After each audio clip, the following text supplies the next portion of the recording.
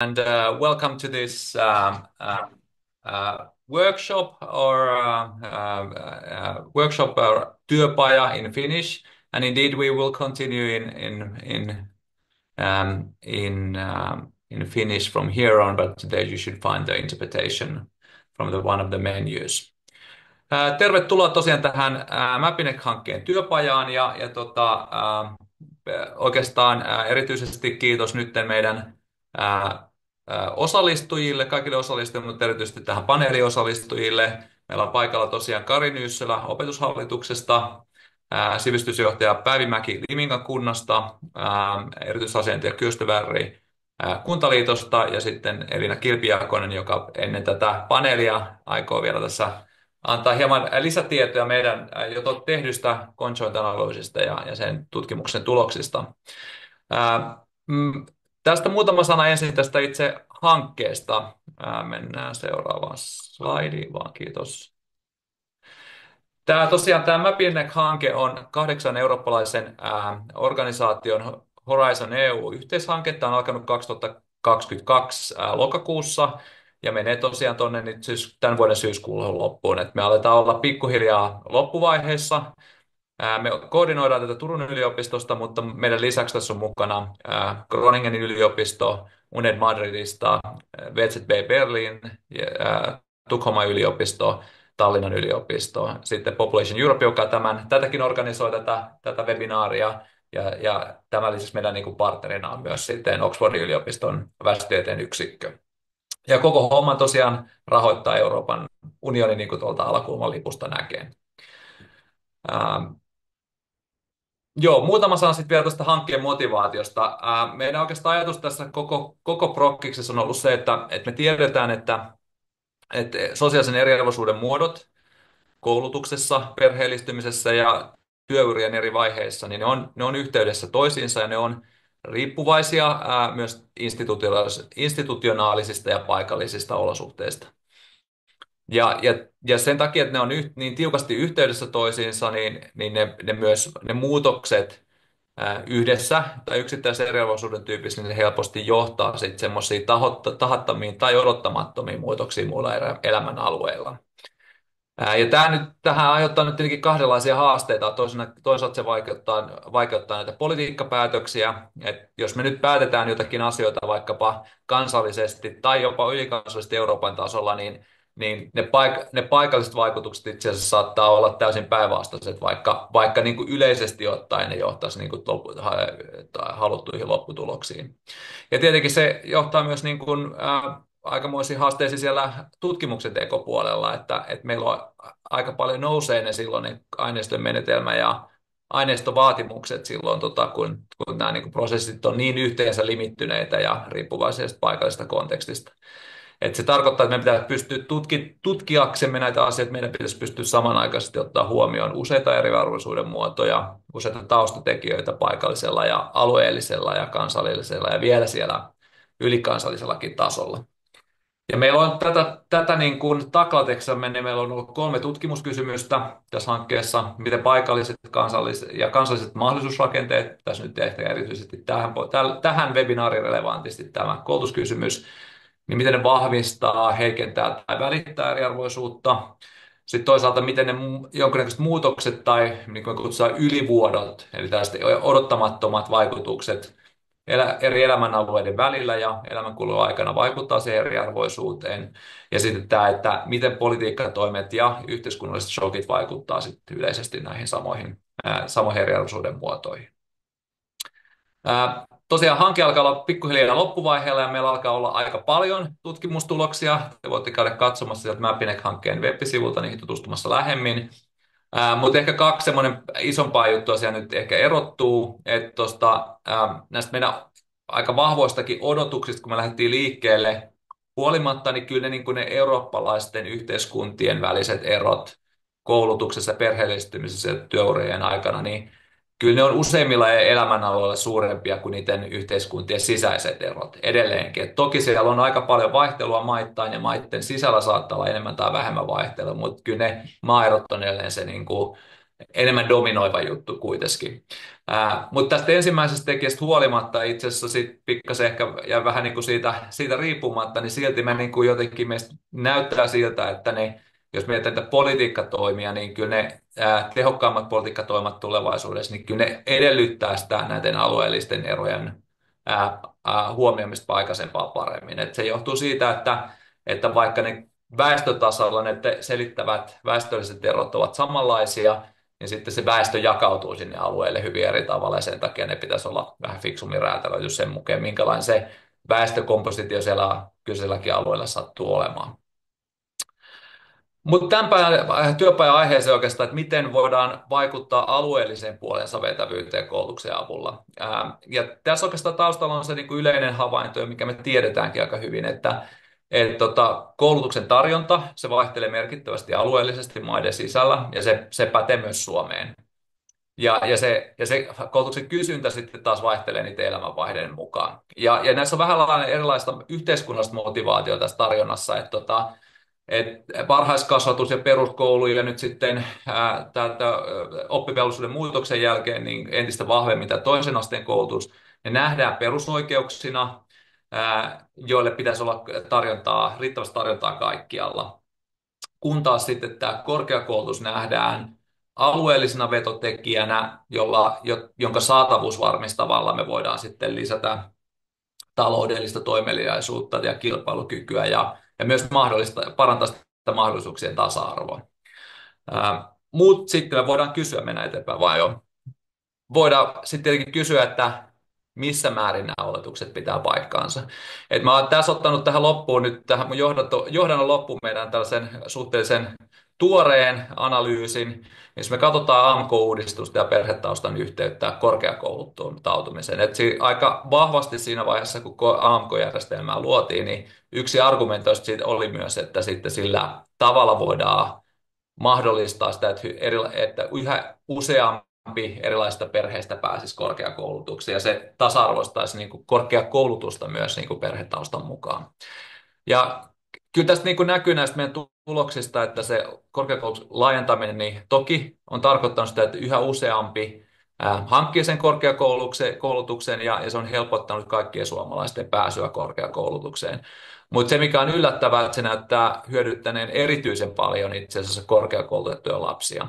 Ja oikeastaan kun me katsotaan silloin 2002 vuonna, että jos me verrataan yliopistokaupunkeja ja AMK-kaupunkeja, joissa ei silloin vielä ollut niitä AMK-tutkintoja tullut ulos sitten muihin kuntiin ja kaupunkeihin, niin me nähdään, että itse asiassa niissä yliopistokaupungeissa se perhetaustan ero kouluttautumisessa oli paljon pienempi kun se on nyt ollut 22, jolloin niin kuin meillä on tämä laajennettu korkeakouluverkosto. Ja itse asiassa nyt näyttäisi siltä, että 22 nämä erot on erityisen suuria itse asiassa yliopisto- ja AMK-paikkakunnilla.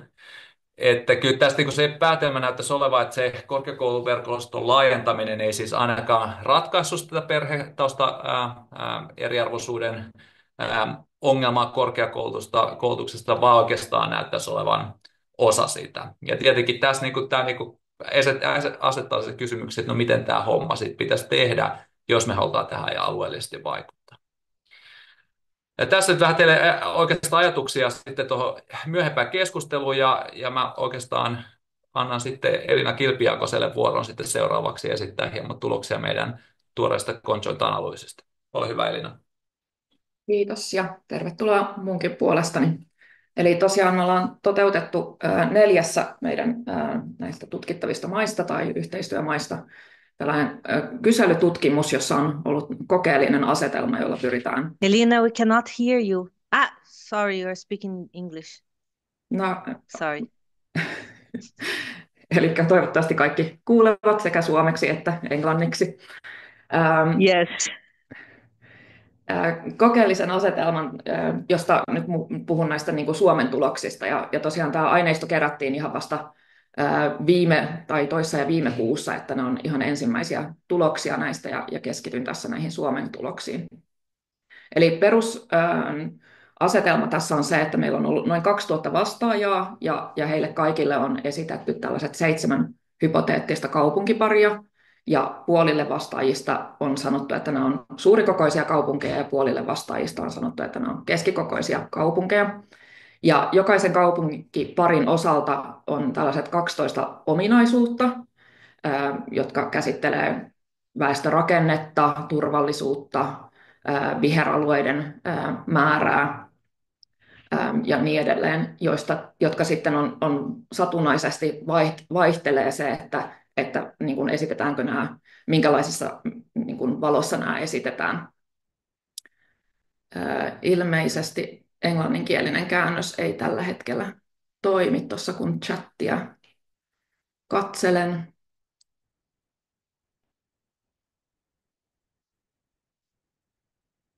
Mutta jos jatkan eteenpäin ja ehkä tässä, no niin, hyvä, nyt ilmeisesti toimii. Eli jokainen vastaaja saa siis valita kaupungin, jossa haluaisivat asua näistä hypoteettisista kaupunkipareista. Ja koska nämä on satunnaistettu ja meillä on paljon vastaajia, niin sitä kautta voidaan sitten analysoida, miten tällaiset yksittäiset ominaisuudet, vaikka ne tuleekin aina tällaisina ryppäinä, mutta miten yksittäiset ominaisuudet vaikuttaa ihmisten päätökseen siitä, että haluaisivatko he, tai kumman kaupungin aina näistä pareista he haluaisivat vastata. Ja sitten voidaan niin kuin katsoa näitä yleisesti ja tutkia myös, onko eri väestöryhmillä eroja siinä, että mitä ominaisuuksia painotetaan. Ja jos mennään tosiaan niihin ensimmäisiin tuloksiin, niin tässä nyt on ensimmäiset 6 ominaisuutta, mitä meillä siinä on kysytty.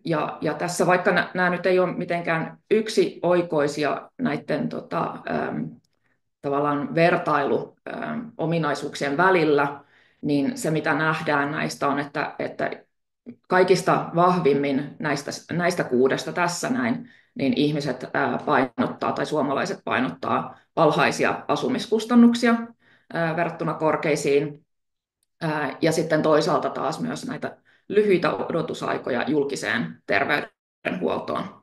Ja sitten hieman vähemmän rikollisuutta, joukkoliikenne- ja pyörätieverkostoa, ja sitten vielä vähemmän työttömyyden trendejä ja korkeakoulujen lukumäärää. Ja sitten jos mennään vielä eteenpäin näihin 6 muuhun ominaisuuteen, niin siellä vahvimmaksi nousee tuo väestörakenne sen suhteen, onko maahanmuuttajia paljon vai ei.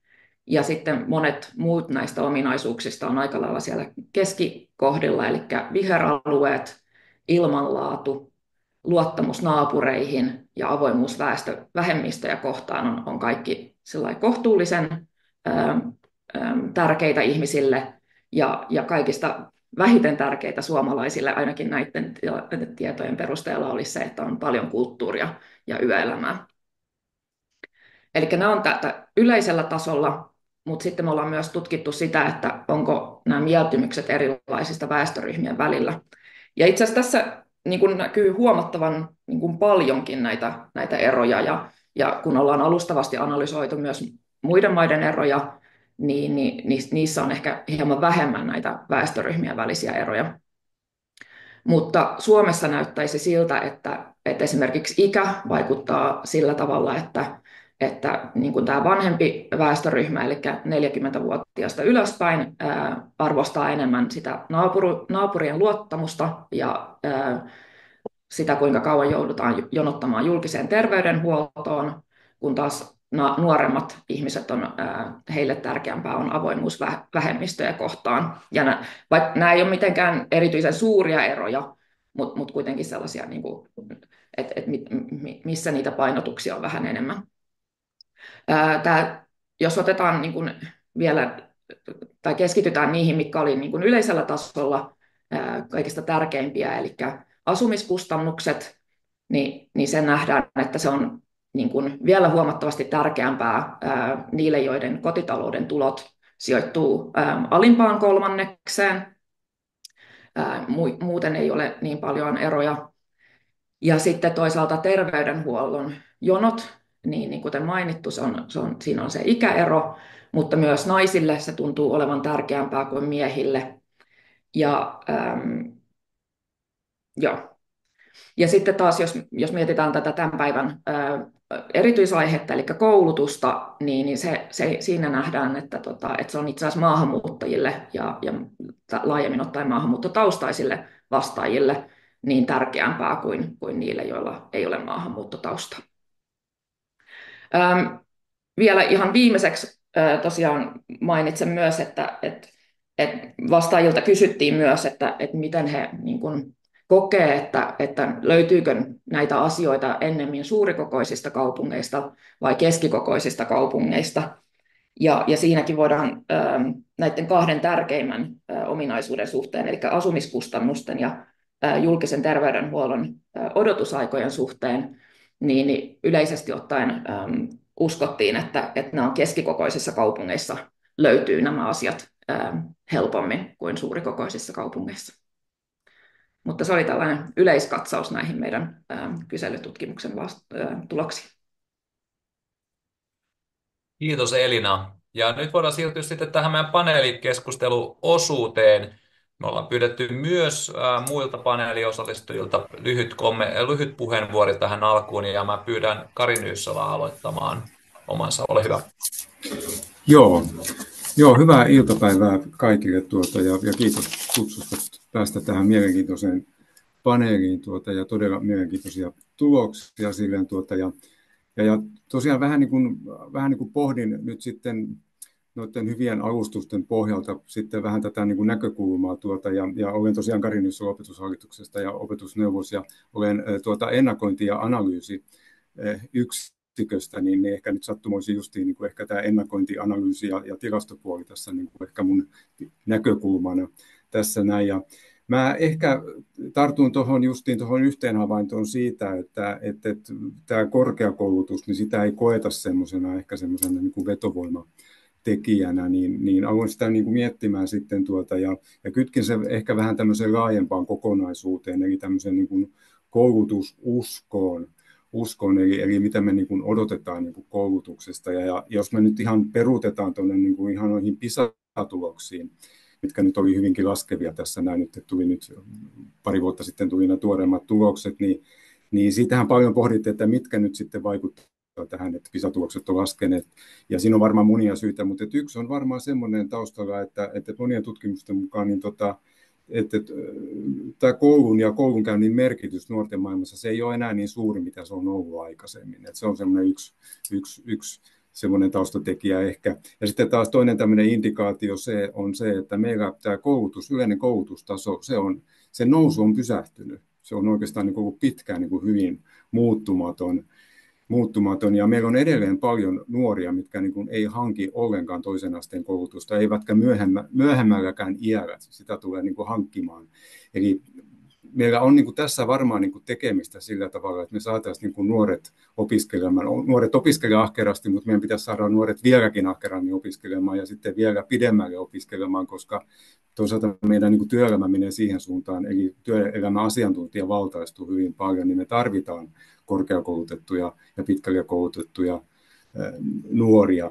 Ja sitten oikeastaan ehkä tässä nyt sitten tämä toinen teema, minkä ehkä nyt haluaisin niin kuin nostaa esille sitten, on ehkä justiin se, niin kuin se koulutusputken se toinen pää sitten, eli että mihin me ylipäätään koulutetaan nuoria ihmisiä silleen, eli minkälainen koulutustarjonta meillä on suhteessa siihen työvoiman kysyntään ja koulutuskysyntään ja osaamisen kysyntään, ja miten sitten me saadaan nämä niin kuin kytkeytymään toisiinsa. Ja tässä sitten tämä alueen näkökulma on tietenkin tärkeää, että meillä on sitten niin kuin toimivat niin kuin alueella toimivat koulutusmarkkinat ja työmarkkinat, ja sitä kautta sitten tulee nyt sitä ikään kuin innovaatiota ja tehokkuutta ja uusia työpaikkoja ja myöskin sitä hyvinvointia, mitä Janikin tuossa niin kuin ihan avauspuheenvuorossa niin kuin nosti esille, että mitä niin kuin toivotaan koulutukselta. Eli varmaan tässä meillä on niin kuin vielä tehtävää edessä. Ehkä tämmöiset pari isompaa nostoa tässä aluksi.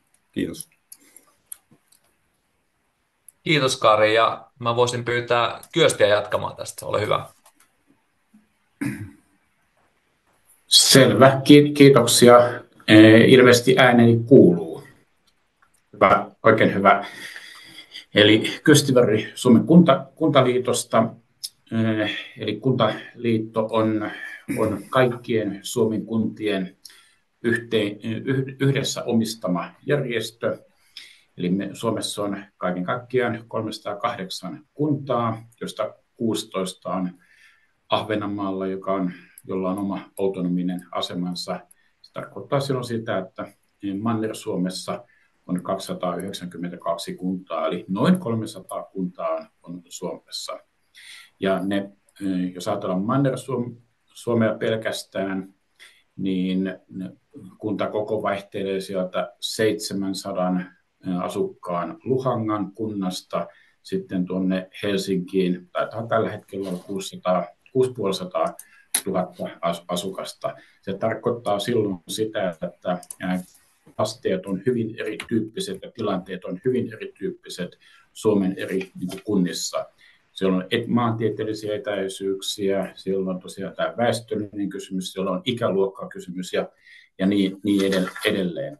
Eli silloin se perusajatus aika moneen kysymykseen on se, että meidän pitää pystyä löytämään erilaisia vastauksia niin samoihin haasteisiin, jos ne edes ovat samat haasteet, niin erilaisia vastauksia eri puolilla Suomea riippuen siitä toimintaympäristöstä. Mä edustan tosiaan Suomen kuntaliittoa ja silloin tämä kuntien näkökulma on tärkeä, mutta niin mä ajattelen sillä tavalla, että se kunta ei ole pelkästään se toimija, että se on osa sitä laajempaa niin kuin seutukuntaa, laajempaa seutua ja sitä laajempaa aluetta. Ja silloin nämä alueelliset kysymykset on ihan oleellisia. Ja vaikkapa tässä, kun alussa puhuttiin tästä korkeakouluverkosta ja niin edelleen, niin kyllä meillä tänä päivänä se koulutuksen saavutettavuus on hyvin keskeinen haaste, johon on pystyttävä vastaamaan.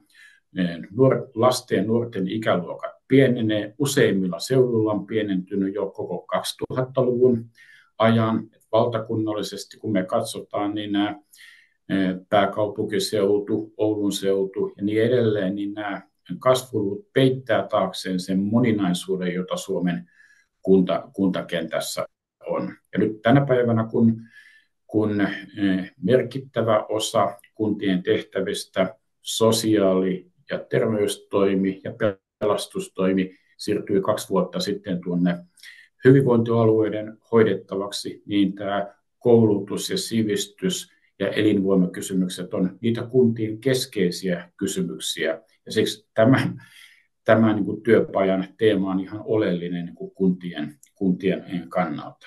Ja nyt vielä uutena tekijänä on tullut tämä kuntien tämän vuoden alusta saama niin kuin työllisyyden edistämistehtävä ja samalla tavalla kotoutumistehtävä. Eli voi sanoa, että koulutus on siinä ihan keskeisessä roolissa tämän päivän kunnissa, että kuinka sitä elinvoimaa ylläpidetään siellä paikallisesti ja seudullisesti. Siksi mielelläni osallistun tähän paneelikeskusteluun, mutta tämä ehkä tämmöisenä taustoituksena nyt tähän niin kuin tilanteeseen, että kuntien eriytyminen, ja kunnat on aina olleet erilaisia, se pitää muistaa, että ei meillä koskaan ollut sellaista tilannetta, että kunnat ja kaupungit ovat olleet aina samanlaisia, mutta nyt tähän haasteeseen on löydettävä monenlaisia vastauksia, jotka on aika pitkälti kuntakohtaisia ja aluekohtaisia vastauksia. Tässä ehkä oma johdanteni tähän teemaan. Kiitos paljon mukana olosta. Kiitos Kyösti. Ja pyydetään sitten Päivi Mäki, ole hyvä.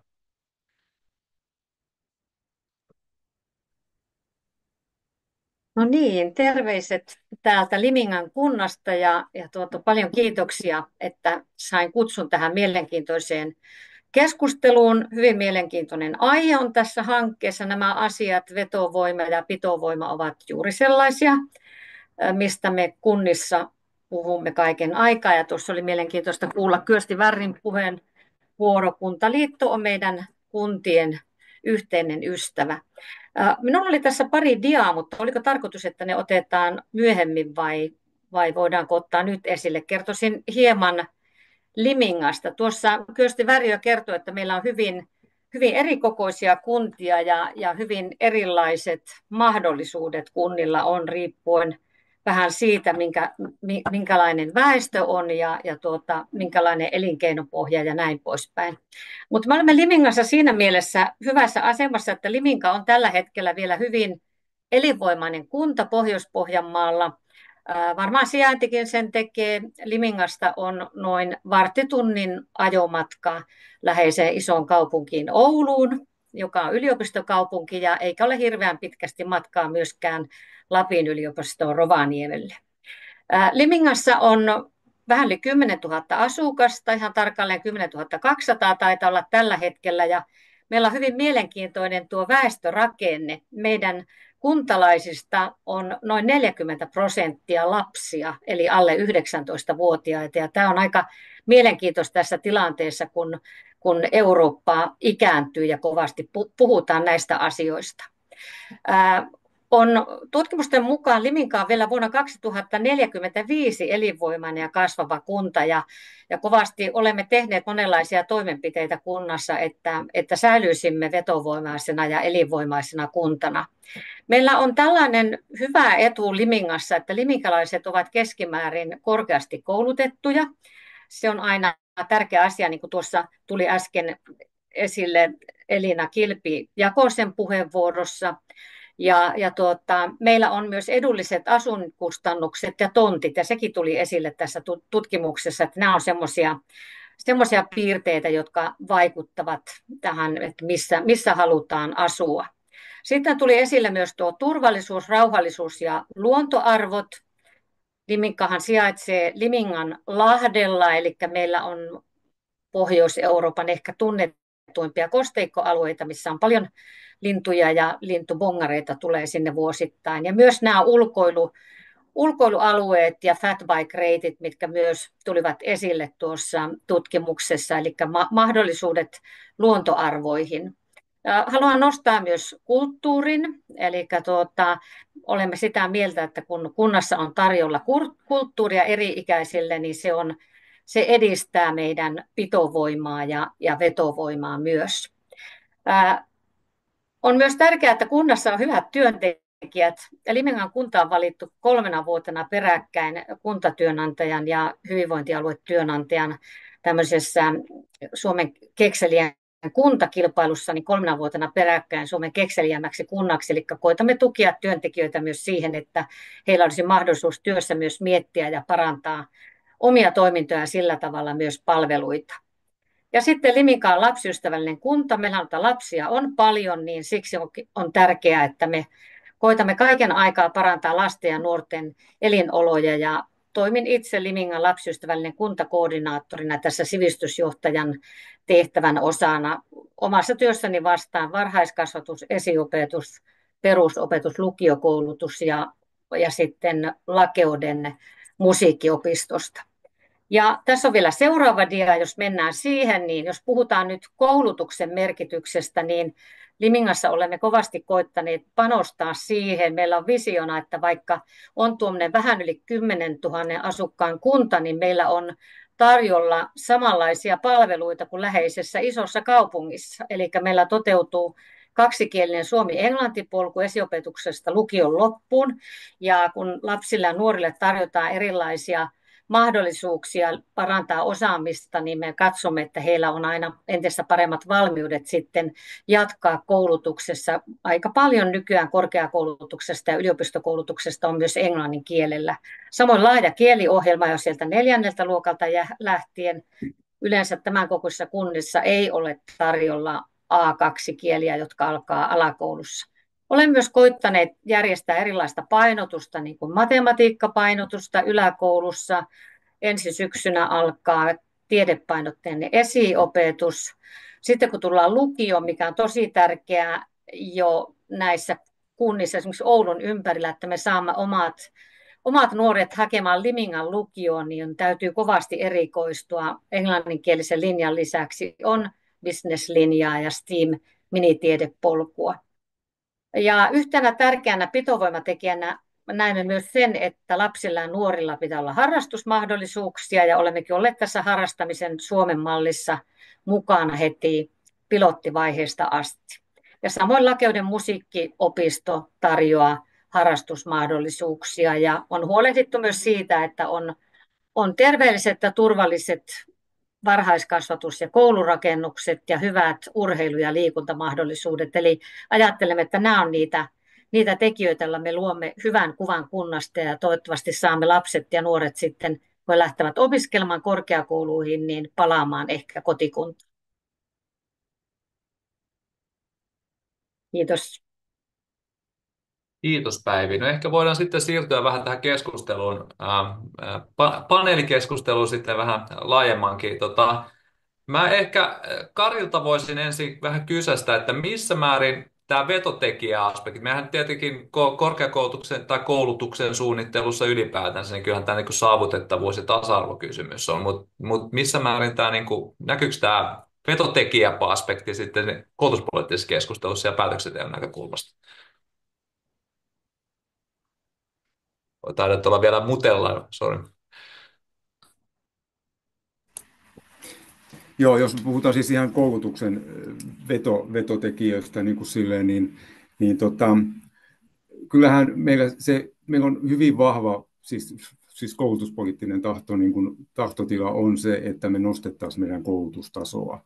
Että se on niin kuin semmoinen ihan yleisesti hyväksytty lähtökohta. Ja niin kuin tosiaan sanoin, niin siellä on taustalla tämä näin, että tosiaan että nähdään se, että työelämä asiantuntijavaltaistuu ja sitä kautta niin kuin tarvitaan sitten lisää niin kuin pitkälle koulutettua väkeä. Mutta se toinen puoli taas sitten on se, että meillä on, tämä on vähän toista mitä tuossa sanon äsken, että on edelleen tosiaan niitä nuoria, jotka eivät suorita näitä toisen asteen tutkintoja. Eli meillä esimerkiksi 25-34-vuotiaiden ikäluokasta, niin noin 85% on suorittanut ylemmän toisen asteen, vähintään toisen asteen tutkinnon. Ja se on pysynyt melkein 20 vuotta siinä samassa 8-5. Ja kyllä se niin kuin pitäisi nousta siitä. Ja se on vähän sillä tavalla, että jollei se niin kuin nouse, niin tavallaan meillä ei ole sitä riittävästi sitä massaa tietyllä tavalla, että me voitaisiin sitä sieltä korkeakoulupuolella kovin paljon sitten niin kuin nostaa silleen. Ja kyllä mä näen niin kuin silleen tämän, että jos meillä koulutustaso yleisesti nousee ja me saadaan myöskin sitten ne kouluttamattomat nuoret, tai meillä olisi mahdollisimman vähän heitä, niin se on myös se niin kuin tekijä, mikä sitä koulutuksen epätasa-arvoa voi myöskin pienentää. Että kyllä mä niin kuin sillä tavalla niin kuin tähän panostaisin paljon silleen, että me saataisiin niin kuin sitä että nuoret kouluttautuisivat yhä pidemmälle ja tosiaan niin kuin kaikki nuoret hankkisivat sen tutkinnon. Ja kyllä mä näen tämän, että tämä oppivelvollisuusiän pidentäminen, niin se on, kyllä mä näen sen semmoisena niin kuin positiivisena tekijänä, että se varmaan tätä edistää, mutta se oli iso koulutuspoliittinen reformi, siis ihan vuosikymmeniin varmaan niin kuin isoin, niin näissä isoissa reformeissa niin se vaikuttavuuden näkyminen, niin se kestää. Että meillä kesti niin kuin peruskoulu-uudistuksenkin jälkeen se vaikuttavuuden näkyminen, niin se kesti siinä ensimmäisiin PISA-tuloksiin asti. Että siinä me puhutaan pitkistä aikaväleistä, jos me niin kuin tietyllä tavalla niin aletaan katsomaan, että miten se niin kuin vaikuttaa silleen, että tässä vielä joutuu ehkä sitten muutaman vuoden niin kuin odottamaan, niin kuin me nähdään sen niin oppivelvollisuusiän niin kuin pidentämisen vaikutukset. Mutta mä itse uskon kyllä, että se on yksi sellainen tekijä, mikä ihan varmasti tätä haastetta niin kuin vähän niin kuin korjaa parempaan suuntaan. Kiitos. Miten Kyösti tässä nyt, jos ajatellaan tätä niin kuin Kuntaliiton näkökulmasta, niin kuinka jaettu tämä niin kuin tavoite, että kun musta tuntuu, että kyllähän me nyt kun helposti tässä sanoo, että koulutus on tärkeää kaikille, mutta että sitten missä määrin kunnat haluaa tai pystyy tehdä siellä satsauksia niin kuin itsenäisesti?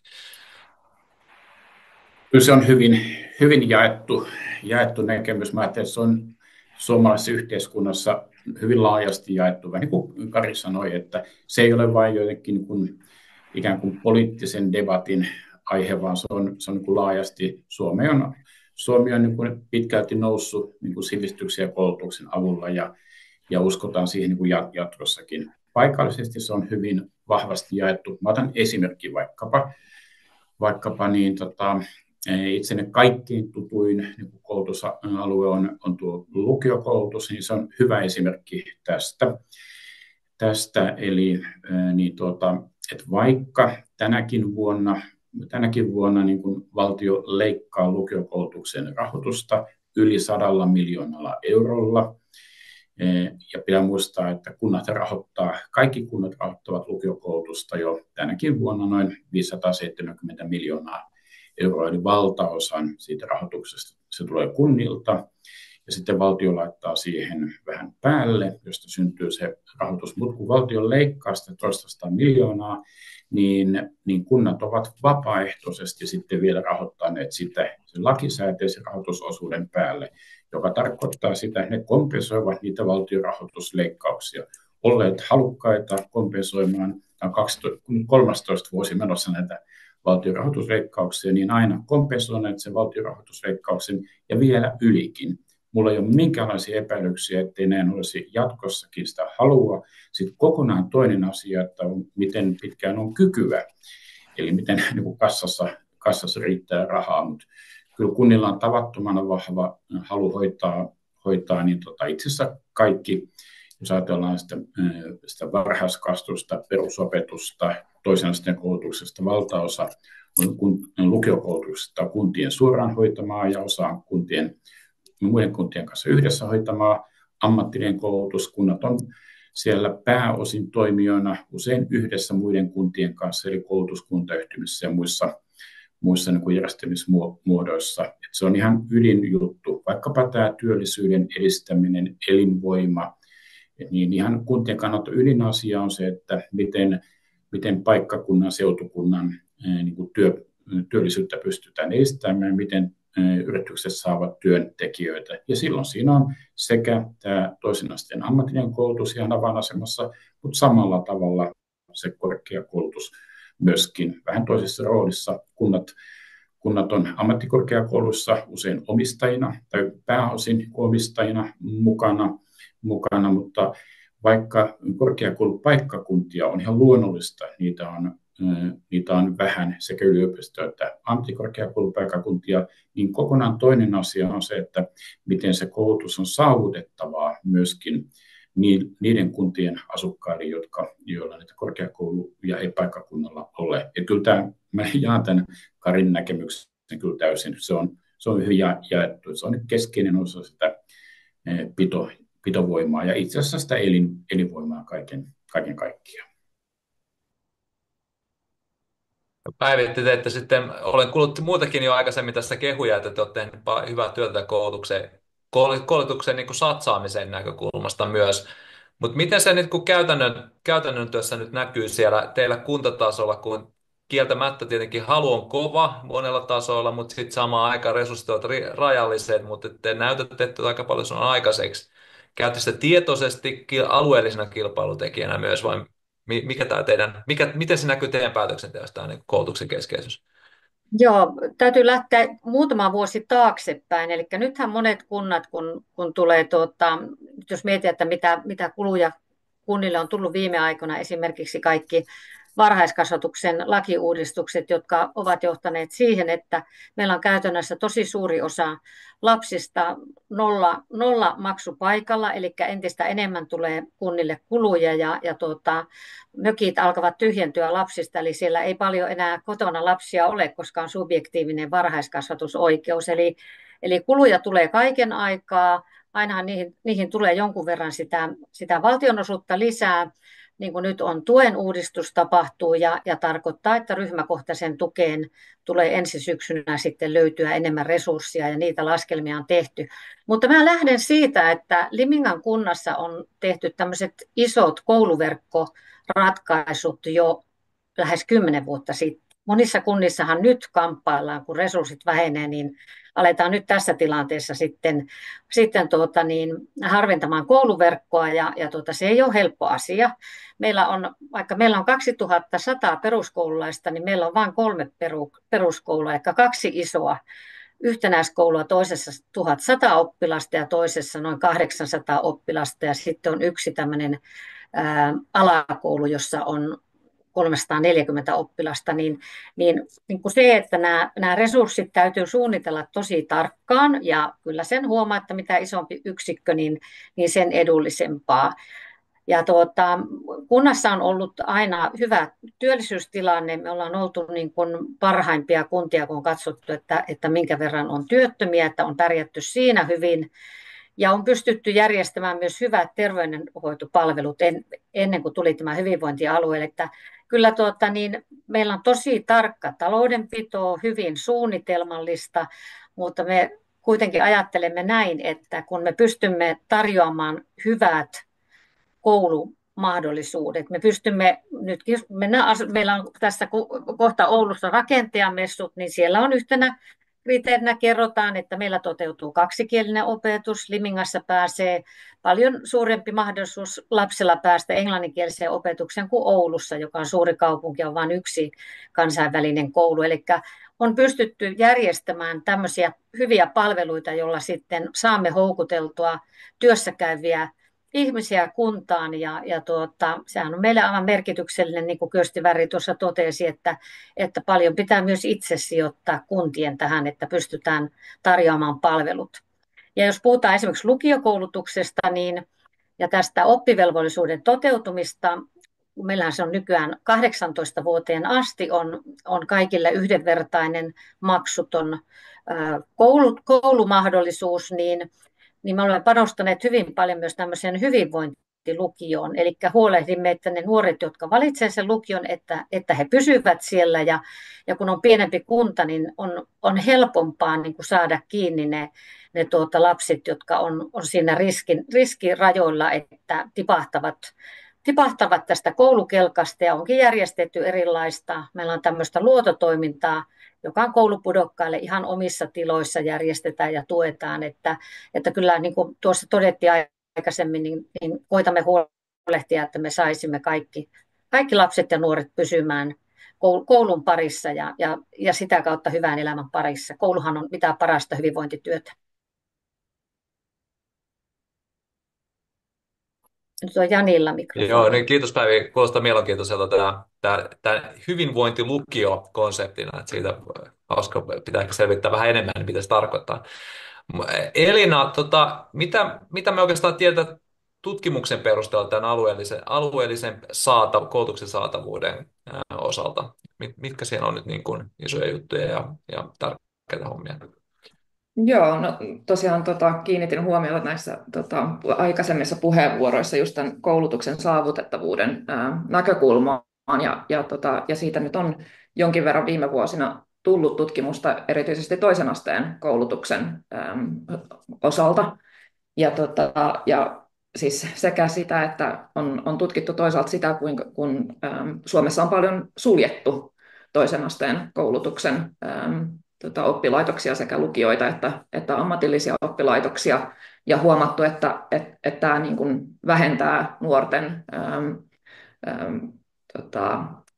toisen asteen koulutuksesta niin kuin, tai saavuttamista, eli että siinä kun Kari otti esiin tämän, että 15% pitkään on ollut tämä, että 15% ikäluokasta ei saavuta sitä toisen asteen koulutusta, niin tämä voi omalta osaltaan olla niin kuin tavallaan yksi niistä tekijöistä, että kun toisen asteen oppilaitoksia on suljettu ja sitten toisaalta on myös niin kuin tutkittu sitä, että miten erityisesti etäisyys lähimpiin oppilaitoksiin vaikuttaa nuorten kouluttautumiseen, niin siinäkin on huomattu, että se tosiaan vaikuttaa siihen, että valitaanko lukio tai ammatillinen koulutus ja mikä linja valitaan, ja siinä on jonkin verran myös sitä sosiaalista eriarvoisuutta, että niiden nuorten valinnat on herkimpiä, joilla on matalammin koulutettu vanhempi.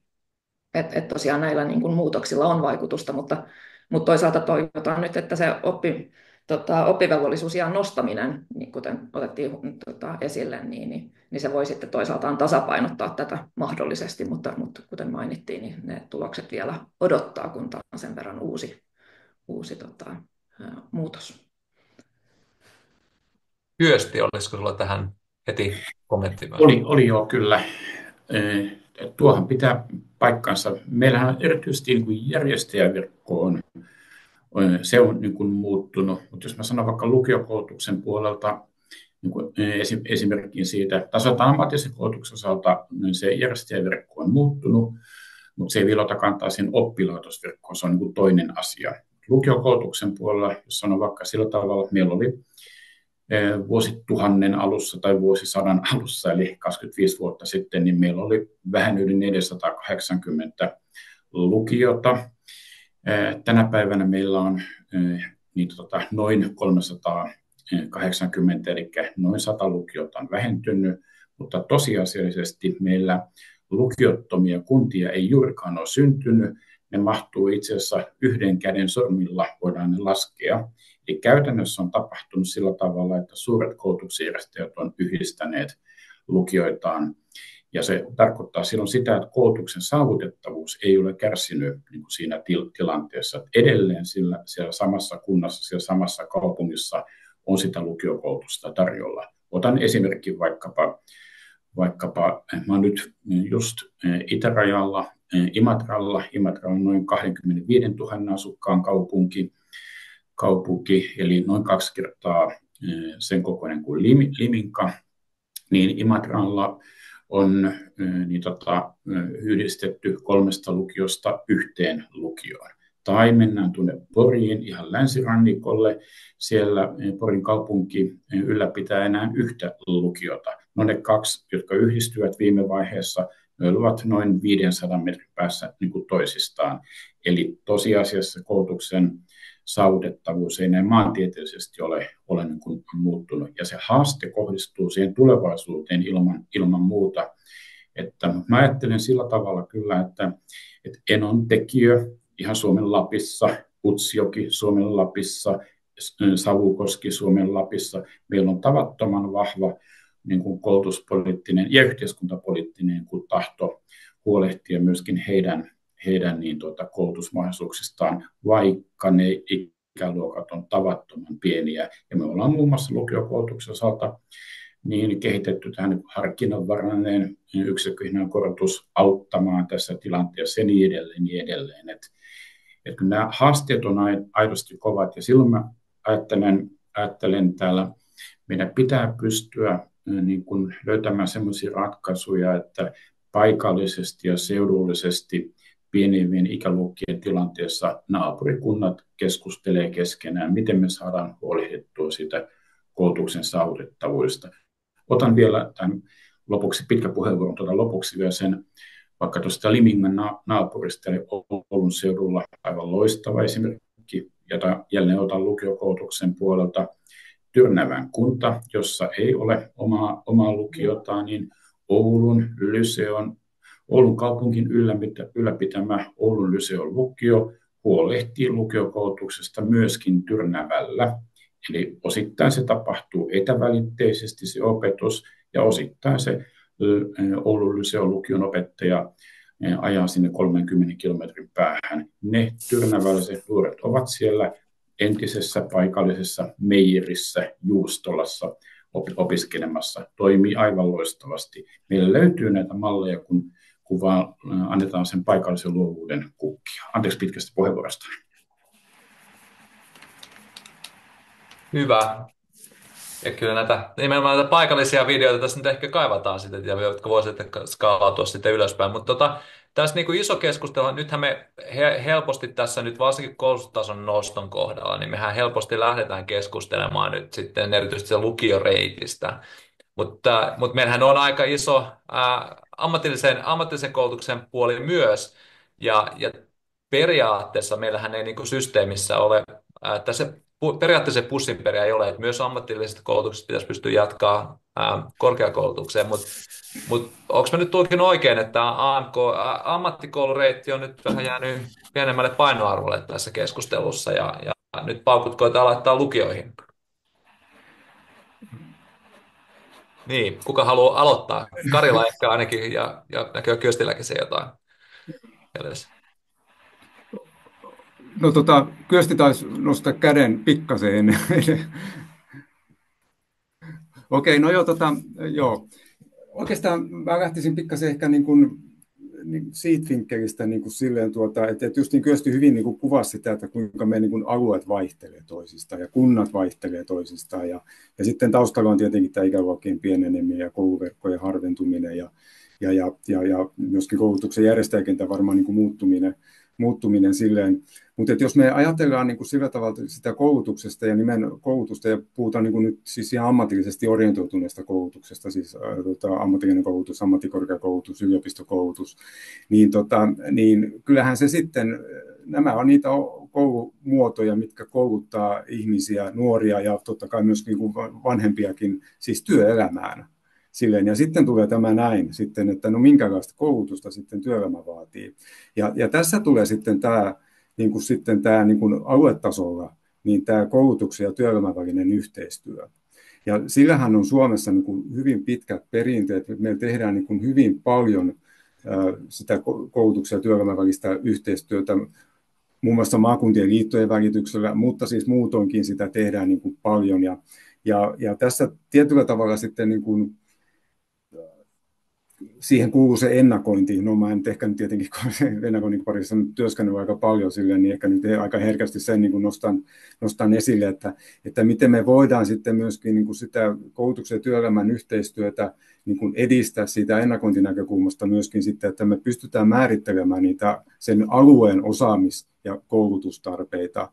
Ja varmaan tässä meillä on semmoista niin kuin kehitystyötä niin kuin varmaan niin kuin tehtävissä hyvin paljon niin kuin sillä tavalla. Ja tässä mä nostaisin ihan semmoisia konkreettisia niin kuin esimerkkejä, että meillä on niin kuin, yhä enemmän big dataa käytössä, tekoälyä käytössä ja ylipäätään niin kuin meidän niin kuin menetelmät ja aineistot on paljon niin kuin digitalisoituneet, niin meillä on niin kuin paljon niin kuin semmoista niin kuin vielä kehitettävää siellä niin kuin paikallisella tasolla, että miten me pystytään niitä ikään kuin osaamis- ja työvoimatarpeita sitten niin kuin määrittelemään ja sitä kautta sitten myös sitä alueen koulutustarjontaa paremmin ohjaamaan. Että nämä on semmoisia niin kuin teemoja, mitä niin kuin kannattaa myöskin niin kuin pohtia. Jeps, kiitos. Kyösti. Joo, kyllä.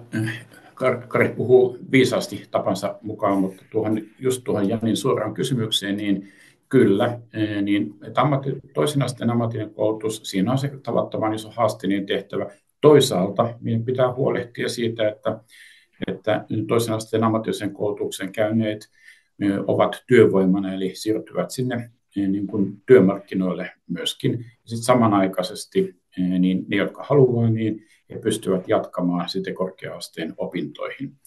Meillähän on, jos ajatellaan niin kuin yliopistopuolella, niin se lukioväylähän on se ihan keskeisin väylä. On vain muutama prosentti yliopisto-opiskelijoista, jotka tulevat sitä ammatillista väylää pitkin, mutta sen sijaan ammattikorkeakouluissa toki niin kuin koulutusalasta huomattavasti riippuen, niin ammattikorkeakouluopiskelijoista niin noin puolet tulee ammatillista väylää pitkin.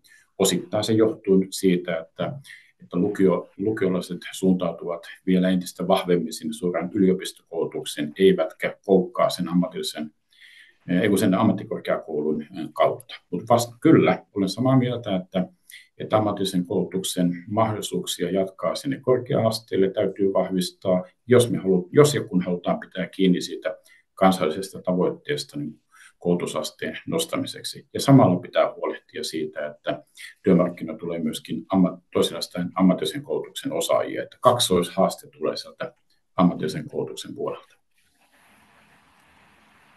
Kiitos Kyösti. Kun Päivillä tähän heti lisättävää.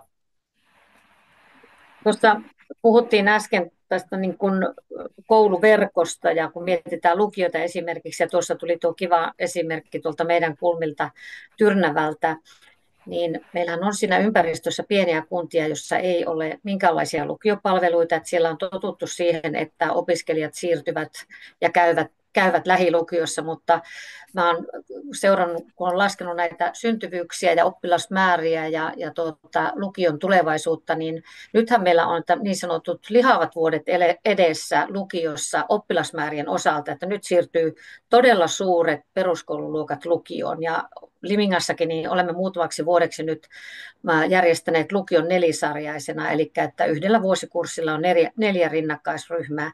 Mutta siinä vaiheessa, kun nämä meidän nykyiset nelosluokkalaiset alkavat olla siellä lukiossa ja lähdössä pois, niin silloin pitää jo kovasti miettiä, että voiko jokaisessa pikkukunnassa olla oma lukio, ja kovasti pitäisi tehdä oikeastaan työtä jo nyt ja niitä suunnitelmia, alkaa miettiä etävälitteistä opetusta ja kaikenlaista erilaista verkottumista, että ei olla sitten siinä vaiheessa, kun se asia on aivan käsillä, että mitä tässä tulisi nyt tehdä.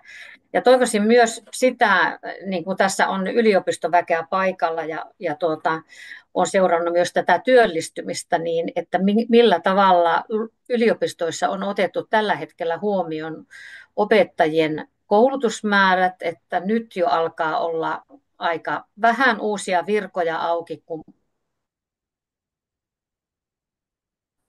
alkaa jo ikäryhmät pienentyä, niin että tämä näkyisi myös näissä määrissä, että me olla kohta siinä tilanteessa, että tämä akateeminen työttömyys ryöpsähtää käsiin. Joo, se on totta kai tämmöinen. Ja pitkän aikavälin ennakointi, se on vaikeaa, mutta sitä varmaan pitäisi tehdä kyllä rohkeammin, että näin se varmaan on. Elina, onko sinulla tähän väliin lisättävää ennen kuin päästään kommenttipuheenvuoroihin? No itse asiassa se, mitä mä olin tuossa äsken lisäämässä, niin Kyösti itse asiassa pääsi sanomaan sen ensin. Eli tosiaan se, että jos me halutaan siihen, että vähintäänkin se puolet ikäluokasta jatkaa korkeakoulutukseen, niin kyllä sitä niin kuin, tavallaan niitä reittejä sinne pitää miettiä myös sen toisen asteen koulutuksen kautta, että niin kuin on ne tai jatkokouluttautumismahdollisuudet myös sieltä ammatillisesta koulutuksesta vahvoja tai sitten suurempi osuus lukionkin kautta, jotta päästään siihen tavoitteeseen, koska kyllä ne niin kuin siirtymät sieltä lukiosta korkeakoulutukseen on huomattavasti todennäköisempiä kuin ammatillisesta koulutuksesta. Hyvä, kiitos Elina. Ja nyt mä luulen, että on sopiva vaihe siirtyä meidän kommenttipuheenvuoron pitäjiin. Aloitetaan. Suvi Savolainen, neuvotteleva virkamies, valtiovarainministeri, ole hyvä. Hyvää iltapäivää ja varmistan, että ääni kuuluu Kyllä hyvin kuuluu, sinne. joo. Kiitoksia ja kiitos mahdollisuudesta tulla pitämään kommenttipuheenvuoro tänne. Mä oon tosiaan Suvi Savolainen valtiovarainministeriön kunta- ja alueosastolta ja työskentelen hyvin paljon valtion kuntapolitiikan kanssa ja myös olen koulutuspoliittisissa kysymyksissä mukana. On mielenkiintoista seurata tätä paneelikeskustelua ja sitten näitä tutkimustuloksia. Mä ehkä muutaman tämän yleisen kuntapoliittisen näkökulman tähän toisin. Tuossa tutkimuksessa ihan alussa Janin puheenvuorossa tuli tämä, että politiikkatoimien tulisi huomioida alueellisia eroja aiempaa niin kuin paremmin. Ja tästä mä olen hyvin samaa mieltä ja itse asiassa me on yritetty ministeriönä tuoda tätä voimakkaasti esiin kaikenlaisissa sektorilainsäädäntöhankkeissa ja parempaa vaikutusarviointia erilaisten alueiden, erilaisten kuntien osalta. Ja mä sanoisin, että koulutuspalvelujen osalta nimenomaan se kysymys on siinä, että miten näitä alueellisia eroja voidaan huomioida siinä tehtävien hoitamisen tavassa ilman, että niin kuin keskustelu menee siihen, että ei niin kuin eriarvoistuisi se itse opetus ja koulutus, mitä meidän lapset ja nuoret saa. No, tässä paneelissa tuli aika hyvin tätä alueellisia eroja toisen asteen koulutuksen näkökulmasta esiin. Mä sanoisin, että vielä tämä niin kuin muutokset, mitä meillä on edessä, niin toisin myös tämän perusopetuksen tason siihen, koska se on siinä niin kuin kohtaa nämä esimerkiksi väestökehityksen haasteet ennen jo kun tullaan tähän toisen asteen keskusteluun. Eli meillä on hyvin dramaattinen muuttoliikkeestä ja toisaalta syntyvyyden vähenemisestä johtuvat niin kuin alueelliset erot tulossa esiin, ja meidän koko koulutusjärjestelmä on aika isoja sopeutumisen tarpeita. Et meillä on tällä hetkellä joidenkin tilastojen mukaan 37 kuntaa, jos syntyy enää alle 10 lasta, ja 90 kuntaa, jos syntyy alle 20 lasta, eli se ei ole edes kokonainen perusopetuksen luokallinen yleensäkään, eli tämä on jo 1/3 kunnista, jotka on tässä tilanteessa. Tietysti kouluverkon supistaminen tulee ekana kysymykseen, mutta meillä on noin 80 kuntaa, missä on enää vain se yksi peruskoulu. Ja nämä lapset on jo syntyneet, nämä ikäluokat on jo syntyneet, eli tämä muutos on ihan kuntapäättäjien käsissä, että tällä nyt ensi sunnuntaina valittavilla valtuutetuilla on isoja kysymyksiä niin kuin edessään tähän liittyen. Ja totta kai sitten kolikon toinen puoli on, että monissa kaupungeissa, kaupunkiseuduilla tulee väestökasvu olemaan suurta ja se aiheuttaa investointipaineita ja rekrytointipaineita ja muita. Mä toisin tähän ehkä sen, että toivoisin, että sanoisin, että mitä aiemmin saman alueen kunnat, kaupungit lähtee siihen alueelliseen opetuksen järjestämisen suunnitteluun eri tasoilla, sitä vahvemmat mahdollisuudet niillä on ehkä pärjätä sitten tässä tilanteessa. Että kyllä se vaikuttaa väistämättä näiden alueiden puolensa vetävyyteen asuinpaikkoina. Tämä on yhdenlaista älykästä sopeutumista ja toivoisin, että meillä ei lähdettäisi tämmöiseen kuntien väliseen tai alueiden sisäiseen kilpailuun, että siinä me kansallisesti hukataan kyllä sit resursseja. No sitten tästä kuntien niin kuin elinvoimanäkökulmasta, niin useinhan puhutaan tämmöisistä ulkoisesti mitattavista talouden väestön ominaisuuksista, mutta toisaalta sitten yhteisöjen kyvystä hyödyntää näitä resursseja, mitä on. Ja tässä teidän kyselytutkimuksessa oli hyvin mielenkiintoisesti kysytty erilaisia ilmapiiriin, ihmisten näkemyksiin, mieltymyksiin liittyviä seikkoja. Ne havainnot siltä osin oli tosi mielenkiintoisia. Ja ne tuo varmasti lisäymmärrystä tähän vetovoima-pitovoimapuoleen, mikä tässä mainittiin. Ja mielenkiintoista olisi ollut, jos siinä olisi ollut vielä tämmöinen ehkä maaseutumainen pienempi teoreettinen kunta niin kuin pohdintana, että olisiko se sitten vaikuttanut mitenkään. Mutta mä jätän tähän loppuun nyt vielä tämmöisen ajatuksen tästä elinvoimasta. Tämä oli tutkimus, jonka Tampereen yliopisto ja Kuntaliitto muutama vuosi sitten teki, niin ne määritti oikeastaan kunnan ja miksei alueenkin elinvoimaa niin kuin 3 ulottuvuudella. Siinä on tämä perinteinen resurssin näkökulma, eli me voidaan katsoa väestön määrää, ikärakennetta, työllisyyttä, talouslukuja.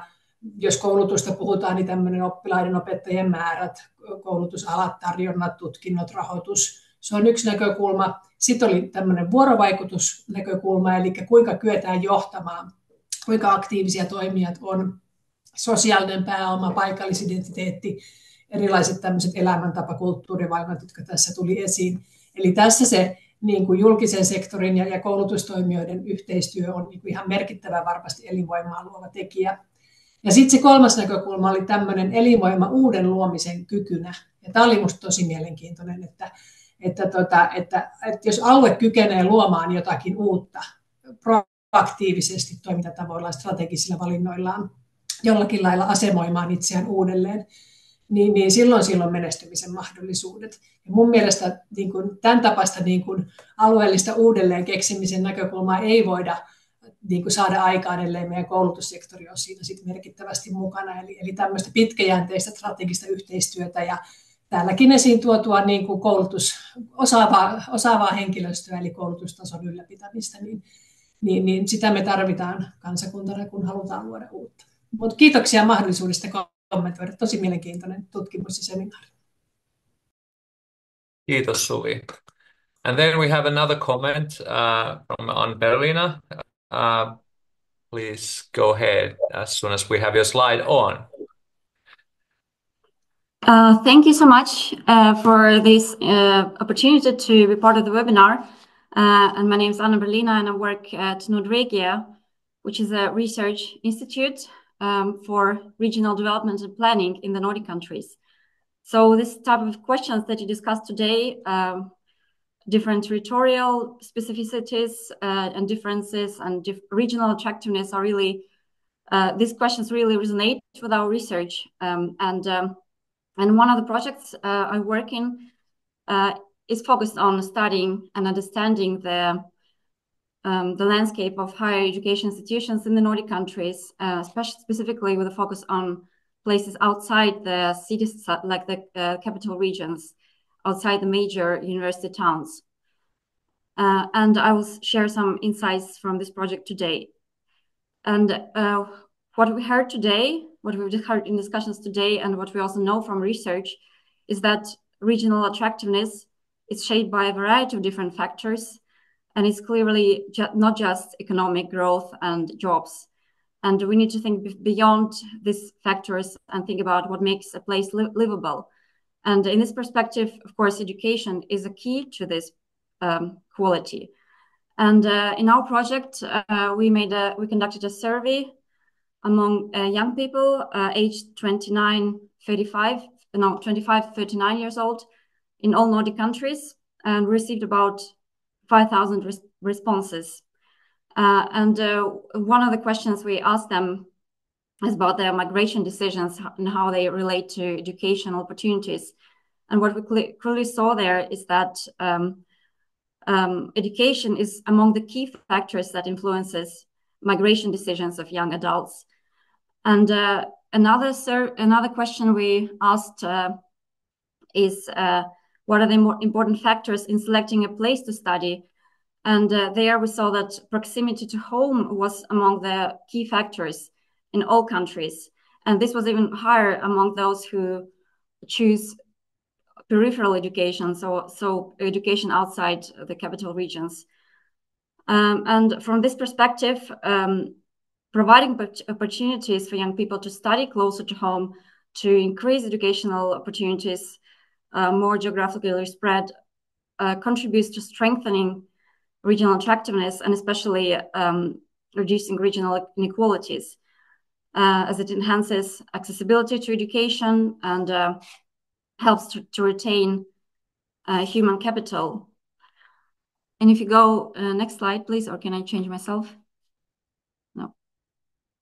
Yes, but at the same time, also we also know from research is that geographical expansion of education, providing decentralized education, does not necessarily mean local economic growth when it's understood in terms of innovation, startups, and entrepreneurship growth. There are quite a few cases like Silicon Valley, and we don't need also to be quite mindful of that it's not always the case, let's say, in the Nordics. But at the same time, we also know that peripheral education or decentralized education plays a very important role in retaining human capital and attracting graduates to the local labor force and local industries. So when focusing on these aspects of local attractiveness, it has a potential to boost attractiveness. And this in turn spurs local services, housing, and then economic activity to the regions. And we've seen in our research from case studies and also from literature reviews that for this to happen, for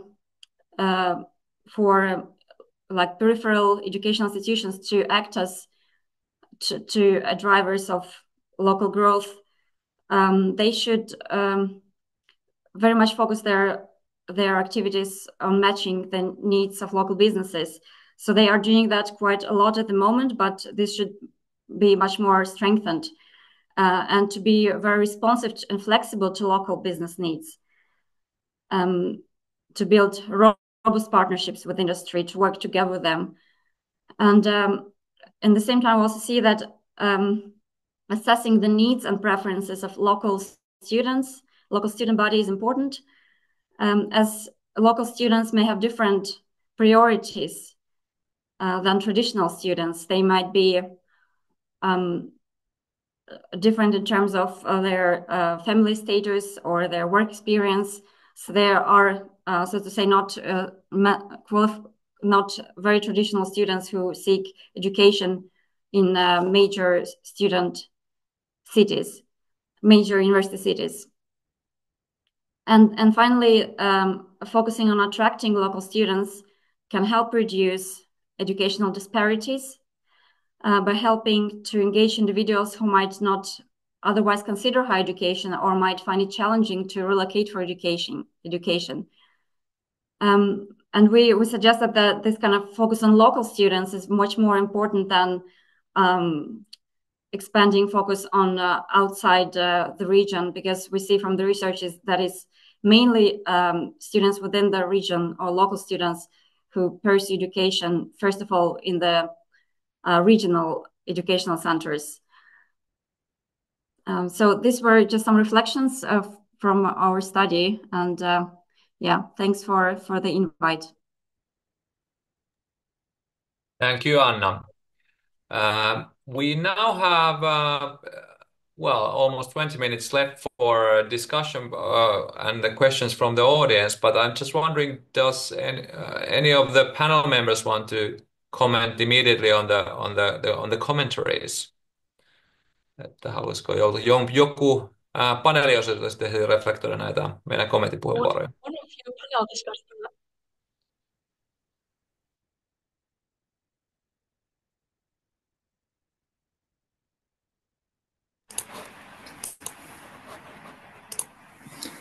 Joo. Kari, ole hyvä. Joo, kiitoksia. Joo, mielenkiintoisia hyviä puheenvuoroja. Ja tosiaan tuossa noin toi näkemys, tämä perusopetusnäkemys, niin tämä oli niin kuin todella hyvä, mikä tuolta tuli tuossa ensimmäisenä nyt valtiovarainministeriön edustajan antamana. Ja se on ihan totta, että meillähän nyt on se tilanne silleen, että nämä peruskouluikäisten ikäluokat, niin ne on ollut ikään kuin nyt tapissa tässä nyt niin kuin ihan tässä viimeisen parin vuoden aikana. Nyt se lähtee se lasku ja se menee sitten pitkälle se lasku silleen. Ja sitten tulee sitten nämä niin kuin lukio- ja ammatillisen koulutuksen ikäiset tulee sitten, niin kuin sitten vähän siellä niin kuin perässä, niin kuin tässä kanssa kun tuli tämä esille silleen. Ja kyllä tämä niin kuin on semmoinen niin kuin on iso asia silleen nämä ikäluokkien pienentyminen. Ja nythän on meillä on ministeriössä tai opetus- ja kulttuuriministeriö nyt käynnisti tämmöisen laaja-alaisen peruskoulun tulevaisuustyön tuossa vähän aikaa sitten ja siellä niin kuin pohditaan nyt sitten, että millaisia valmiuksia koulutuksen tulisi tarjota tulevaisuuden muuttuvassa yhteiskunnassa ja siellä on myös tämmöinen väestökehitystyöryhmä sen alaosana myöskin, mikä niin kuin pohtii nimenomaan nyt sitten, että miten tämä väestönmuutos niin kuin sillä tavalla sitten myös niin kuin vaikuttaa siihen koulutuksen järjestämiseen siellä niin kuin perusopetustasolla. Että kyllä tämä on semmoinen iso asia, ja se on hyvä, että se niin kuin nostettiin tuossa esille. Sitten ihan ehkä se, mikä sitten taas toinen puoli asia sitten on se, että näitä väestöennusteiden mukaan tai siis jo nimenomaan väestöennusteen mukaan, niin meillähän on odotettavissa sitten myös maahanmuuttoa tulevaisuudessa sillä tavalla. Ja me, niin kun, jos me ajatellaan niin kun ihan työelämän kannalta, niin me tarvitaan ehdottomasti maahanmuuttajia lisää, koska meidän niin kun nuorten ikäluokat pienenee liikaa sille. Ja sitten tulee tämä kysymys silleen, että miten me maahanmuuttajat sitten koulutetaan silleen, koska he tulevat niin kuin hyvin erilaisilla koulutustaustoilla ja heitä täytyy sitten niin kuin totta kai kouluttaa ja ehkä sitten antaa kielikoulutusta ja kaikkea tämmöistä. Ja tämä on sitten ihan semmoinen oma kuvionsa, mikä kanssa niin kuin tässä niin kuin täytyy niin kuin ottaa huomioon. Tämmöisiä ajatuksia tässä tuli mieleen.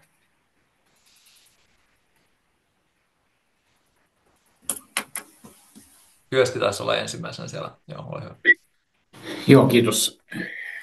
Tosi hyvät kommenttipuheenvuorot molemmilta, sekä Annalta että Suvilta. Ehkä yksi kommentti molempien osalta. Tuo Anna otti kivasti esiin myöskin tässä tämän ikään kuin tutkimustulosten kautta, että ikään kuin korkeakouluopiskelijoiden tai korkeakoulutettujen niin kuin läsnäolon ja miten se voi sitten vaikuttaa ja kannustaa myöskin näihin korkeakouluopintoihin, niin tämähän on myöskin kun alueiden ja kuntien kannalta ihan oleellinen kysymys, että miten voidaan identifioida sitä väylää täältä miltä tahansa paikkakunnalta niin kuin eteenpäin. Ja tässä on varmasti paljon tehtäviä. Tiedetään kyllä, että kunnat niin kuin tekee töitä sen eteen, että niin kuin, kunnasta opiskelemaan. Apologies to interrupt. Just a note for our interpreters. You are both talking at the same time in the English channel. Okay, sorry. You can continue. Okay, thanks. Yeah. Eli ikään kuin pidetään yhteyttä niihin nuoriin, jotka ovat lähteneet omasta kunnasta korkeakouluihin. Me tiedetään, että se aikaisemmin oli vähän toisen tyyppinen tilanne, jolloin he säilyvät sen kunnan asukkaana ja nyt usein siirtyvät sinne korkeakoululle tai korkeakoulupaikkakunnalle. Se on tärkeä huomio. Kiitos Anna siitä. Suville hieno niin kuin hyvä kommentti myöskin. Ja mulle palautui mieleen vuosikymmenten takaa, taisi olla tanskalainen vai ruotsalainen Andersson, joka puhui tästä K-samhället, eli K-yhteiskunnasta. Ja hänellä oli semmoinen ajatus, että ja tämä on tosiaan muutaman vuosikymmenen takaa, professori Andersson silloin niin kuin sanoi, että tämä menestyvä niin kuin paikkakunta tai seutukunta, se vaatii, hän tässä puhui 4 K-tekijästä, se oli ruotsin kieltä, niin jos oikein muistan, niin ne oli kunskap, eli kai se on sitä osaamista, ja tässä yhteydessä voisi sanoa, että koulutusmahdollisuuksia ehkä voisi olla se hyvä niin kuin käännös. Sitten oli kommunikation, eli mä en tiedä mitä se viestintä tai vuorovaikutus ehkä voisi olla semmoinen, niin, ja siihenhän niin kuin Suvi kiinnitti huomiota, se oli ikään kuin se toinen tekijä siinä hänen kolmijaossaan, niin se vuorovaikutus, kommunikation voisi olla hyvä niin kuin ajatus. Sitten on tämä kulttuuri, eli täytyy olla monenlaista, ja kulttuuri nyt on yksi sen kaikessa niin kuin laajuudessaan. Mutta sitten se hieno neljäs on tämä kreativiteet, eli luovuus, ja ajattelen, se taas sopisi hyvin siihen niin kuin Suvin niin kuin toteamukseen, eli ikään kuin uuden luomisen kyky tämän elinvoiman niin kuin kannalta. Niin palautui mieleen tässä Suvi hienosta puheenvuorosta tämä Koosaamme hellet. Jos oikein muistin nämä neljä tekijää, luulen muistaneen, vaikka ne on jo vuosikymmenten takaa. Mä uskon, että siinä on paljon tämmöisiä niin kuin menestyvän seudun, menestyvän alueen niin kuin tekijöitä, jotka jatkossakin kyllä niin kuin painaa. Mutta kiitos hyvistä kommenteista. Loistavaa. Jees. Päivi, ole hyvä. Kiitoksia. Tosi hyvät kommenttipuheenvuorot ja hyvät puheenvuorot myös Kyöstiltä ja Karilta, että eipä voi olla muuta kuin yhtymättä näihin. Puhun tietysti vähän eri näkökulmasta kuin Kyösti ja Kari, jotka tarkastelevat näitä asioita vielä niin kuin laajemmasta perspektiivistä, mutta näin niin kuin kunnan näkökulmasta katsottuna nämä 4 koota, niin haluamme ajatella sillä tavalla niin kuin tämmöisessä Limingan kunnassa, että jos me saamme näille lapsille ja nuorille semmoisen hyvän kokemuksen kouluajalta, he kokevat, että heillä on mahdollisuuksia vaikuttaa ja osallistua ja olla vaikuttamassa niihin kunnan palveluihin ja kokevat, että heitä kohdellaan koulussa reilusti ja varsinkin kun puhutaan tästä sosioekonomisesta taustasta, että miten me kohtaamme koulussa kaikkien perheiden vanhemmat, että vaikka siellä perheessä ei olisi vahvaa semmoista niin kuin koulutusperinnettä, niin se hieno tavoite olisi, että me pystyisimme kouluna toimimaan niin hyvin, että jokaisen perheen vanhemmat tuntevat itsensä tervetulleeksi kouluun ja että heitä arvostetaan huoltajina ja että me pystytään lapsille järjestämään heidän tarvitsemaansa tukea. Ja tähän perusopetuksen tilaan sen verran, että meillä ei ole tällä hetkellä päällimmäisenä haasteena peruskoulussa osaamisen turvaaminen, vaan hyvinvoinnin turvaaminen. Meillä on, siis mä olen ollut vuodesta 1986 itse silloin opettajana ja aivan erilaisten asioiden kanssa nyt taistellaan koulussa. Siellä on osa lapsista ja nuorista voi niin hyvin, että he eivät pysty tulemaan edes koulurakennukseen, niin tämä vie todella paljon aikaa sekä koulun johdolta, myös niin kuin resurssien miettimisessä pitää olla todellakin tätä luovuutta, kreativiteet, että pystytään löytämään semmoisia ratkaisuja, millä pystytään auttamaan niitä nuoria, jotta he saavat ensinnäkin perusopetuksen päättötodistuksen. Et siinä vaiheessa, kun ollaan 9. luokan keväällä ja tuntuu, että ei pysty käymään koulussa ja koko ajan on takunut, niin se toisen asteen koulupaikka tuntuu vielä niin kuin tosi haastavalta. Eli nämä on niitä niin kuin lähimpiä haasteita, joiden kanssa me koulussa tällä hetkellä niin kuin tehdään todella paljon työtä perusopetuksen osalta. Ja samoin myös lukiossa. Siellä tarvitaan entistä enemmän opiskeluhuollon palveluita ja varmasti tiedätte, että eivät ole ihan hyvällä mallilla tällä hetkellä, kun on vasta uudistettu ja tullut hyvinvointialueet.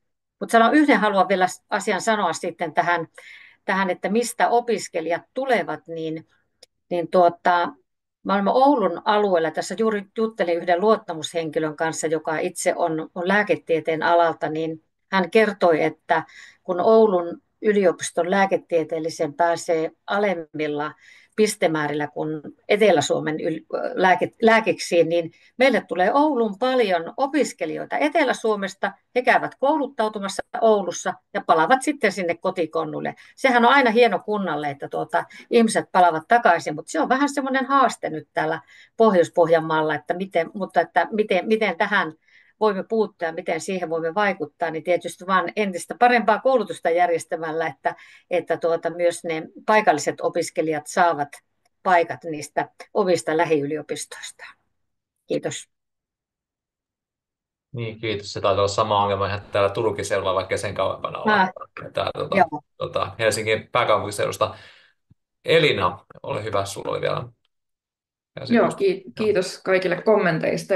Ja se, mikä näistä niin kuin tuli mieleen mulle tosiaan tämä, että niin kuin, kuka liikkuu ja minne, ja sitten yhdistää myös tähän niin kuin pienentyviin lasten lukumääriin ja ikäluokkien kokoihin, että tavallaan ne tutkimukset, joihin viittasin aiemmin, niin niissä on otettu myös tätä sukupuolinäkökulmaa ja sitä, että pojat on herkempiä sille, että mikä on se etäisyys, ja ylipäänsä niin kuin tiedetään, että naiset kouluttautuu hyvin paljon pidemmälle nykyään kuin nuoret miehet, ja se sitten taas tämä niin kuin, tavallaan sukupuolten etäisyys toisistaan ihan niin kuin fyysisten etäisyyksien kannalta myöskin sitten niin kuin asettaa omat haasteensa tälle niin kuin perheen perustamiselle ja lasten saamiselle, että kyllä tätä koko kysymystä olisi hyvä miettiä myös siltä kannalta, että mitkä ne kouluttautumismahdollisuudet on niin kuin sukupuoltenkin näkökulmasta ja miten saadaan houkuteltua niin kuin esimerkiksi sitten nuoria naisia takaisin niille kotipaikkakunnille sen jälkeen, kun on kouluttautunut pitkälle. Kiitos Elina. Seuraavan tuossa olin mainita, että tuossa itse asiassa muutamankin yleisökommenteista tai tekstikommenteista nostanut esille tämän etäsuorittamisen, koulutuksen etäsuorittamisen, tuosta digitaalisen suorittamisen mahdollisuudet. Onko tämä nyt, onko se auttajaksi meille? Mikä teidän näkemys on? Paneelijäsenet tai joku muu? Onko Päivillä tähän heti kommentti vai liittyy varmaan edelliseen? Oli tuohon Elinan juttuun pieni kommentti, vähän semmoinen out of the box ajatellen, kun puhutaan siitä, että pojat ovat herkempiä sille, että haluavat ehkä olla lähempänä kotia ja sitten muutenkin näyttää, että eivät välttämättä ole samalla tavalla niin kuin jo lukiovaiheessa huomaa, että nuoret lukion kakkosluokkalaiset tytöt ovat todella ahdistuneita kouluterveyskyselyn mukaan, koska he tietävät, että minkälainen taistelu on opintopaikoista, mutta pojat on aika tyytyväisiä, onnellisia elämään vielä, kun eivät ole hoksanneet, että mikä on edessä. Mutta mietin, että onko koskaan mietitty tämmöistä instituutiota, kun meillähän kuitenkin suurin osa vielä tällä hetkellä pojista suorittaa armeijan, niin voisiko siellä tehdä jotakin semmoista myös niin kuin tähän liittyvää, en osaa sanoa mitä se voisi olla, mutta tämän maanpuolustusoppimisen lisäksi niin jollakin tavalla vahvistaa myös sitä opiskelun suuntautumista. En tiedä, mutta se on niitä harvoja paikkoja, missä saavutetaan melkein koko miesten ikäluokka. Ja tuohon etäopetukseen sen verran, että sitä kokeiltiin melko huonoin seurauksin vuonna 2020. Muistatte, että kun oltiin 2 kuukautta etäopetuksessa, niin lasten ja nuorten maailma meni aivan sekaisin. Sillä on omat hyvät paikkansa, missä se toimii. Esimerkiksi meitä pieniä kuntia voisi ajatella, että esimerkiksi vieraiden kielten opetuksessa voitaisiin tarjota useampaan kuntaan mahdollisuuksia, mutta en pidä sitä hirveän hyvänä vaihtoehtona pienempien ja nuorempien lasten osalta. Lukiossa se toimii jo erittäin hyvin. Hyösti, ole hyvä. Joo, kiitos. Ja mä sanon ihan samalla tavalla kuin Päivi, että tuo Elinan esiin nostama sukupuolinäkökulma on ihan oleellinen niin kuin huomio. Sitä ei voi ohittaa millään tavalla. Mut kysymykseen, että onko etäopetus yksi mahdollisuus, niin minusta se on ilman muuta osa niin kuin näitä ratkaisuja. Me tarvitaan erilaisia ratkaisuja ja onneksi se on yksi lisäväline. Se ei ole mikään autuaaksi tekevä, mutta yksi niin kuin lisämahdollisuus, joka omalta osaltaan auttaa kyllä tässä tilanteessa. Et sillä tavalla mä olin tänään, kun sanotaan täällä Imatralla tänään, niin aamupäivällä yhdessä keskustelussa mukana, jossa niin, henkilö sanoi, että hän aloitti Mäntyharjulla Etelä-Savossa aikoinaan 90-luvun alussa opettajataipaleensa, ja silloin Etelä-Savossa jo kokeiltiin, ja se koski lähinnä näitä vähän opiskeltuja A2-kieliä, joissa varmistettiin alakouluille sen mahdollisuus. Me Meillä on välineet kehittynyt huomattavan paljon tässä 30 jossakin vuodessa, ja taidot on kehittynyt huomattavan paljon. Että meidän tässä pitää päästä ilman muuta eteenpäin. Se on osa ratkaisuja, ei mikään autuuksi tekevä. Anna, please. Yes, I also have a comment on remote teaching, and I very much agree with Kiosti that is part of the solutions, and of course it can be a way to help people stay in their area, or is opportunity for people not to relocate in case they maybe don't have a possibility to do that or don't want to. But at the same time, very important community building aspects are being lost, and this place-based development also, all the opportunities there are not as prominent either. So we see in Sweden, for instance, that some higher education institutions are now trying to shift their focus from focusing on remote learning back to on-site education. So they're trying to reduce remote learning and increase attractiveness to on-site students.